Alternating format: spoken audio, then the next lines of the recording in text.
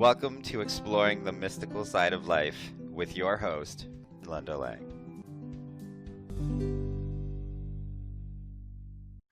Hi, this is Linda Lang from ThoughtChange.com, and I'm here today on Exploring the Mystical Side of Life with my guest, Mary Powers. Mary is an intuitive and a mindset coach, and so we share some common ground on how thoughts create our experience and on how shifting our inner world can shift our outer world. So welcome, Mary.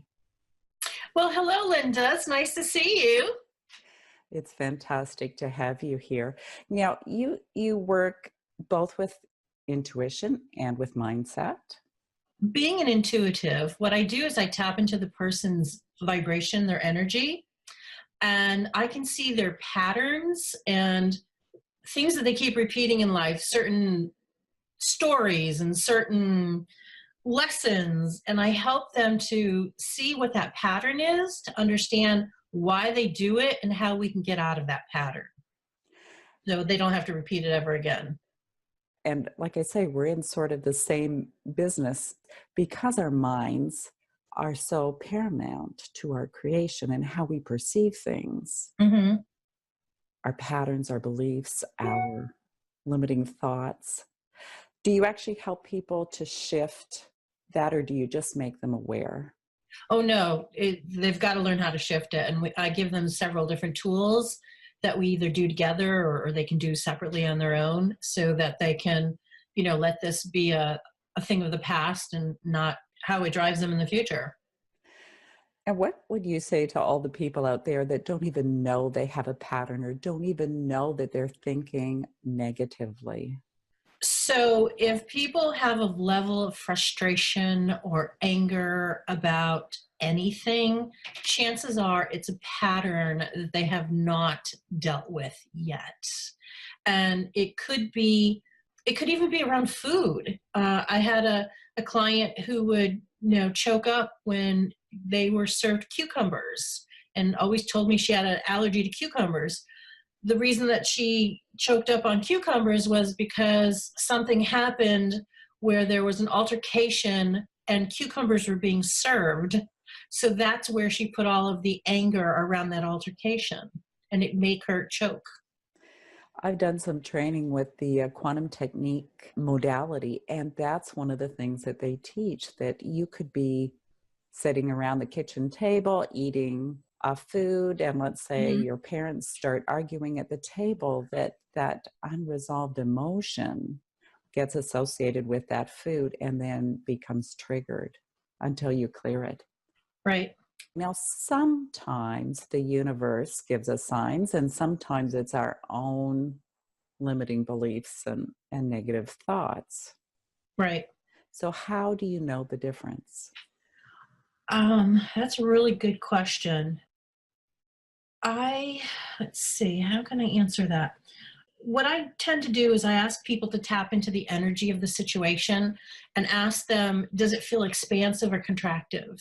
And usually that in itself gives a lot of information as to whether or not it is a pattern or our own fears or whatever, or the universe telling us, what to do. But usually just the experience itself is usually foretelling what it is. And messages come to us in so many different ways. I had a message for me when I was visiting California, and I was backing up my friend's car, and I didn't realize that the car had a hitch on it, and it smashed into a car when I was backing up. And it was basically the universe telling me not to do what I was going to do, because I had in my mind I was going to do something. The universe was telling me, don't do that because you're going backwards. It isn't going to work. So, we get messages like that all the time. Or even when we drop money on the floor and we're about to make a purchase, the universe is saying, you're wasting your money, right? You're dropping your money on your floor. So the universe is telling us constantly. We just need to be better readers or interpreters of the of the vibrations. Or even another one of my favorite thing is, people have toilets that block up, or sinks, or garbage disposal. That is usually telling you that you have emotions that you haven't dealt with, right? Same thing with constipation. You've got emotions that you haven't dealt with and they're backing up, right? We're getting messages all the time, all the time. Our body is really good for giving us messages. And I have to smile as you're telling your story of the hitch on the car, because I mean, how many times has that happened to me where, I get this little intuitive hit to do something or not to do something, and it just is fleeting, because usually that's how spirit Right. talks, really Mm-hmm. quick. And Right. I don't do it, and it's like afterwards it's like, oh, if I only would have listened, and it's like, it's not that I'm not listening to spirit or not intending to listen to spirit. It's just that it's so quick that it's like, it's almost, and so subtle sometimes, that it Mhm. would be easy to miss, but it just, catches you, and you carry on without thinking where the source of it came from. Right. I'm sure that's something that many of our listeners have experienced in their lifetime, where One of the things that people need to pay more attention to is when they're doing something and there is instant regret and they don't even know it. It feels like someone just stabbed you in the chest, or you get this ping kind of feeling in your body. And it's like the universe is saying, hey, wait a second. Do you know what you just signed up for? And do you know what you just did? And people just need to be more in tune with how their body reacts to things that they do or say. yeah, absolutely. And I remember on my path, I used to get tripped up by wondering what was my own resistance or my own limiting patterns, and what Mhm. was, guidance from a spirit guide or the universe. And I would often side with, oh, I must have some resistance. Mm. And time again, it would be like, no, it's not my stuff. It's not always your stuff, people. It's not always your stuff. Right. Yeah, it does take a little discernment to figure out what is your stuff and when people are projecting, right? But I always look at it and say, okay, what if this was my stuff? Then what do I need to learn here? What do I need to do to clean this out or clear it? Yeah, a little self awareness and self reflection really goes a long way. And so many people are so unaware. And I'm not saying that I'm perfect in any respect, because we all have our moments, right? But it's just amazing how people are clueless. They're clueless, it's just like, wow, you know it's wow. So then you have to stop and ask yourself, okay, what's in this for me? What do I need to learn about this clueless person, right? Yeah, because there's always something in it for you too, right? Yep. For sure. Now, Mary, what about those things that you really, really want? Well, you think you really, really want, you are invested or committed, and you have that feeling that, maybe it's not the greatest idea. Take, for instance, relationships. How many people are in a relationship that maybe doesn't work really well for them, but they want it so bad? They want it to work out. Instead of kind of paying attention to the signs, Right. they just invest. Hold on, that's my Yeah. cat. I'm like, okay. Oh, it's you. I thought it would be the other cat. Sorry. That's okay. All right. I think that the answer to that is looking at to see what puts you in a place of contraction versus expansion. Because we can say we want this, but we're attracted to the glitter of it, perhaps, right? But when we really feel into it, we realize, what the heck were we thinking, right? And especially in relationships, we get quite often with women, I find that they get caught up in the he likes me, he takes care of me, but they don't realize that it's not what I want, right? Or I had this one client who was in a relationship and ended up going into jail. And this woman stuck by him throughout the whole time that he was in jail. And he's like, I'm going to marry her. And I'm like, don't do it. You're going to regret this. He's like, no, she stuck by me, it's the least I can do, and I'm like, you're going to regret it. So he married her, and he's like, yeah, she feels like a sister. They had no sex life, they had a great friendship, but that's as far as it went. And he finally did divorce her, thank God, because he was cheating on her. And then, she finally found someone who was deserving of her. So it's really about not doing things out of guilt or out of emotion, but really feeling into it and asking yourself, how does this feel inside? Would you counsel people to not focus on where they want it to be, but on how it is? Or would you have them focus on how you want it to be instead of, it's either, we manifest through projecting our thoughts. Right. And yet there's other people involved. You're not the only finger in that pot of manifestation. Right. So. Right. And you have to look at yourself and ask, what is your part of the puzzle in this? Absolutely. But so if we're talking about a relationship, you have to look at your must-haves in a relationship. So if this person doesn't make you feel safe, and safety and trust is one of your big must-haves, you need to walk away. I mean, there's a conflict in values, right? So I don't care, how much this person can change. They're not going to change that feeling of safety and trust that you have, right? Because people who exhibit trust have certain values that they exhibit. And if that person isn't exhibiting it, I don't care how much work they can do, you're never going to get to that place where you're going to trust them. And so then I say walk away. But if we're talking about poor communication, well, that can possibly be resolved. But again, there has to be a willingness on the other person's part, and a willingness on your part to work with that person. Yeah, and you cannot make that person change the way you want them to be. Right. So either you accept that person for what they are and who they are, and, because they have all these other great qualities, or you have to say, it's not a match, and I got to walk away. So do you think the universe always gives you a sign? I believe so. Yeah. And I think that they also give us tests, to empower us. But it's really, again, about the number one thing in my book is alignment. How aligned are you with your vision and your goals? And are you actually taking that alignment and using it into action?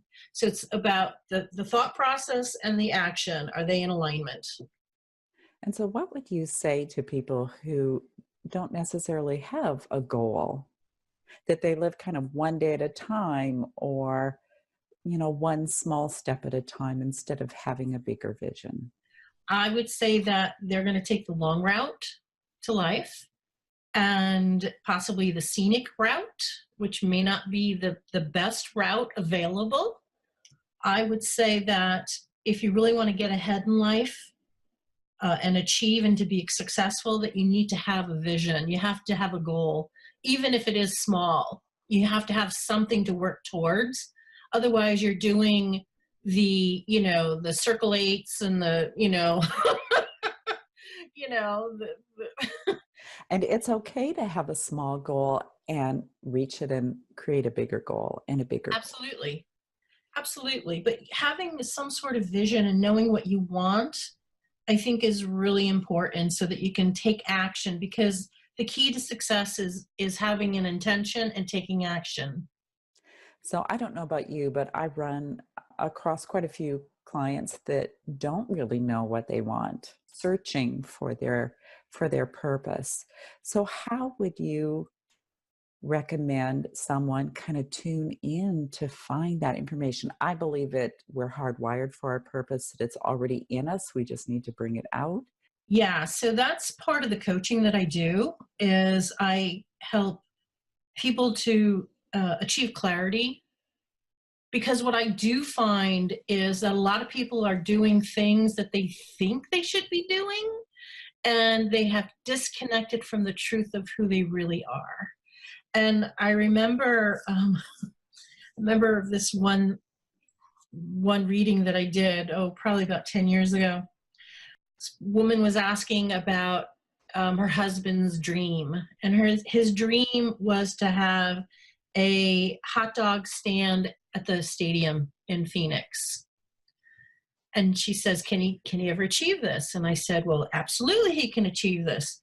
But let's step back for a second. I said, here's the problem that I'm having with him actually achieving it. A, your husband doesn't want to work weekends, and baseball games happen on the weekend. And I said, he doesn't want to work at nights, and let's face it, baseball games can happen at night.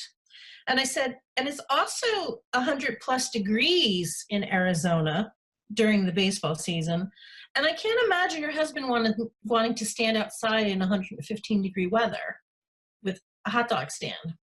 And I said, so unless he's willing to be in alignment with all those obstacles, I can't see this ever really happening. And she says, when you put it in that perspective, she says, it's probably never going to happen. Sometimes a dream is just a dream. That's it. That's it. We're not in alignment with what it takes to get to that place. And I have another client who her business is working with men, and one of her obstacles is all around men and having power over her. And I said, and they're proving it in everything that you do right now, that men are more powerful than you because you have that belief, deep down inside. And we need to clarify that and to get beyond that, to heal it so that men are not the obstacle anymore.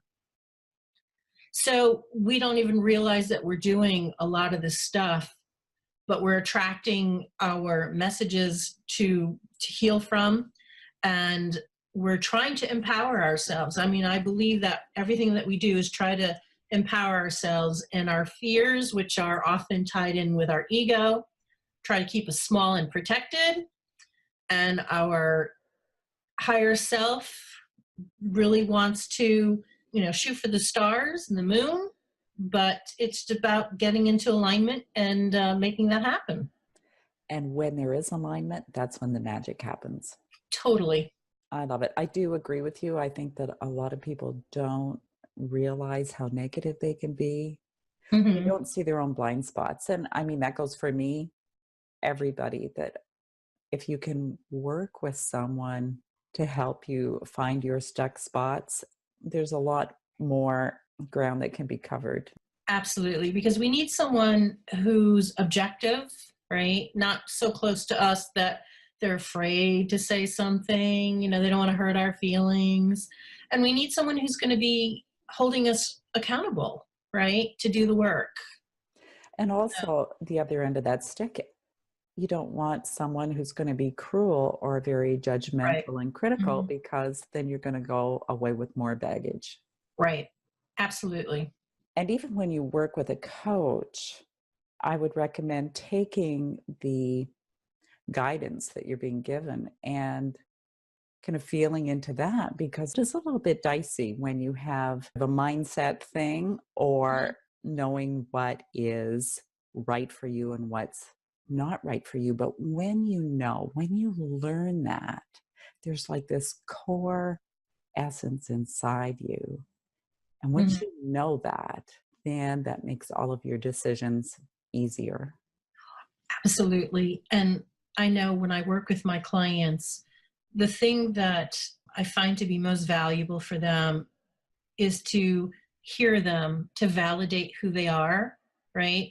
Because I do attract clients who could be resistant. And I will say, right up in the beginning and say, you are your own worst enemy.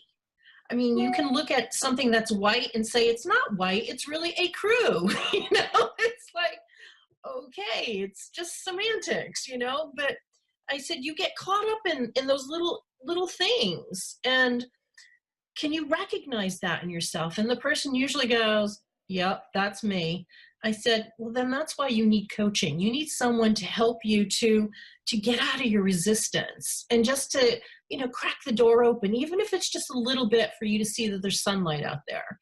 And I'm not telling anyone who's ever worked with me to take what I say as gospel, right? Because we all have to digest it in a manner that's appropriate for us. And it may not work today, but 5 years from now, you may go, oh my God, I know what she's talking about now. And now it fits. Great, great, perfect. Just don't go into a place of resistance, right? Well, we're taking our own choice away when we do that. And that place of choice is the most powerful place we have.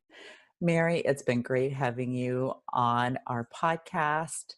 Would you like to share your information with us?